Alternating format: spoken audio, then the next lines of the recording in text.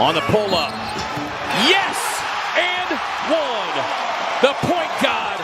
Going to head to Philadelphia, 17-7 on the season. Do you want to guess what they talked about the next morning on First Take? When you're the Lakers and LeBron James is the face of your franchise, and you got Anthony Davis, and you got Russell Wilson and Russell Westbrook, and I'm looking at your franchise, and I'm like, ain't no way in hell you winning the chip. Okay. That's relevant. That's different. Well, he's not wrong. I think it's come to my attention that over the past couple weeks, I think I've submitted myself as someone that's willing to defend the smaller market teams like the Phoenix Suns. However, I wanted to make another video like that, but I don't want to just talk about the Phoenix Suns. Don't worry, I'm gonna talk about them because there's a lot more that I need to go into that not a lot of people are noticing, but I want to talk about other teams. Only a couple games ago, the Phoenix Suns lost their first game in 18 different games, which honestly is not that bad, especially because that was their franchise record. And during that time, I said that the Phoenix Suns were getting no commercial activity, no one was talking about them, they were getting no respect. Even after beating Golden State the first time when Steph Curry had his worst shooting performance of all time, many people jumped to the conclusion that it was just because Steph did bad. But of course, we're not going to give Mikal Bridges or DeAndre Ayton the credit they deserve for the amazing defense that they played. So the storyline that they ran the following day was that Steph Curry just had an off night and he's not human. And even though an NBA team won 18 games, don't worry guys, it's a fluke. You know how many times I've heard that? So not even just with the Suns, but other different teams, if they go off, oh, it was a fluke, it was a fluke. Now I know Phoenix lost to Golden State in the second game, but to be fair, Devin Booker was injured, but hey, I'm not going to blame it all on just Booker being out. There was a lot of mistakes that the team made and Golden State played better. And now the Suns are back at square one. They did win their first game versus Spurs, and now they're going to be playing Boston tomorrow, so we're going to see how that goes. A fun fact you probably did not know, the Phoenix Suns are 77-25 ever since the bubble started, which gives the Phoenix Suns a 75% win percentage ever since going into the bubble. But no guys, they're a fluke of a team that played bad teams due to injuries and they were not good at all and they got lucky and their championship window has officially closed. You see how stupid that sounds? So a team for 17 months has won 75% of their games and they're considered a bad team. Well, you probably knew that the Phoenix Suns were a lot better than people gave them credit for. But do you want to know what's more disrespectful? When you came off an NBA championship run and no one has talked about you for the past couple months because they said your run was irrelevant and it didn't mean anything. When you're a player like Giannis, who is one of the best players in the NBA and possibly is going to end as one of the best of all time, gets no love. Now it could be that their record is 16-10 and an NBA championship team's record is normally not 16-10, it looks a little more better. However, this season the Milwaukee Bucks core 3 is 11-1 when they're all playing in the same game, which probably means if they were all playing together they would probably be a top team in the East, but again, no one wants to talk about them. Even last year in the playoffs when they would win series after series, they weren't taken serious. Why? Because the Milwaukee Bucks are a small market NBA team, and the NBA media hates to give credit to the smaller market teams with players like Giannis, who has never left for a super team. What Giannis has done is a lot more impressive than any NBA Finals run I think I've seen in a very long time. Chris Middleton and Giannis were not drafted as superstars. They were the two worst players on their team when they were drafted. Drew Holiday came to the team as an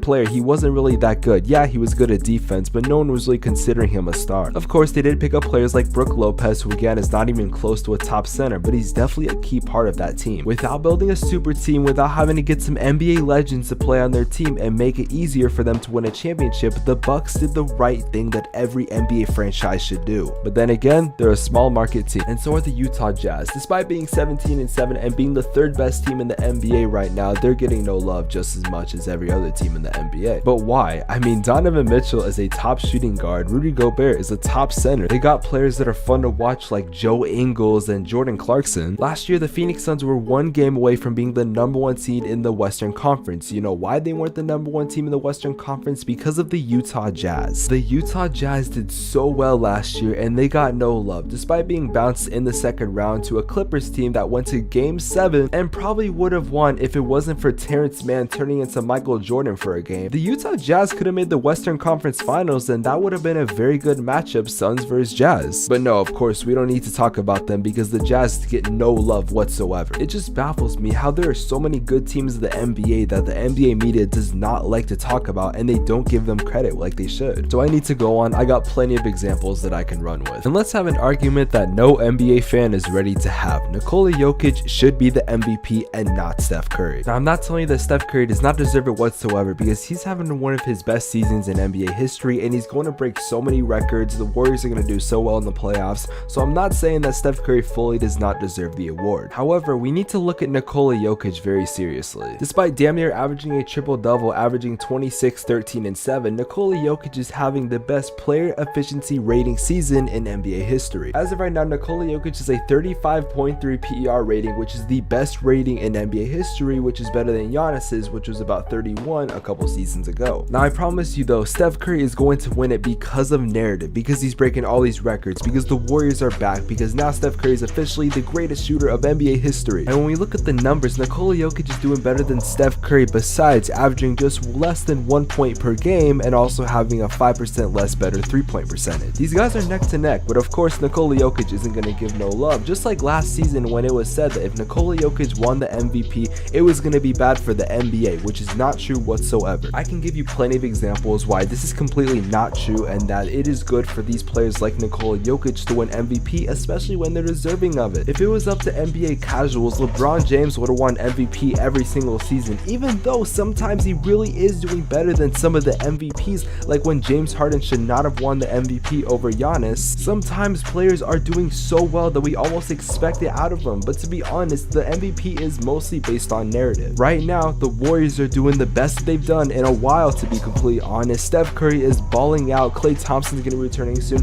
The narrative right now is on the Golden State Warriors, as it should be, and I'm not disagreeing with that. In this whole video, I've talked about small market teams and players that don't get enough credit, and I'm not gonna lie, this is not gonna ever change. Even if more YouTubers in this NBA community started to cover these small market teams and players that don't get talked about as much, this will never change in a long time. Because there's a stigma going around that, oh, these big market teams, that's about the Suns or the Jazz or the Nuggets or whatever, even though the Lakers are still getting talked about when they're not even a top team. Last year, the Phoenix Suns were the 2 seed in the Western Conference and the Lakers were the 7 seed. Now, according to most statistics and to most people, the 2 seed is going to beat the 7 seed 95% of the time. But no, last year the whole stigma was that the Lakers are going to win, they're going to beat the Suns aren't ready, they have no experience, and no one said the Suns were going to win. Not a single person. I counted it myself. Suns win in 6, and everyone is supposed, a handful of players that I talked about in this video. When you're the best team in the NBA and no one cares, that's something that is going to happen for years to go on. Whether the Phoenix Suns are better than the Warriors, whether the Bucks are better than the Warriors, whether this team or that team or any team is better than the Warriors, Lakers, Nets, whoever it is, no one cares. Absolutely no one cares. You could be the 1 seed, I promise you nobody gives a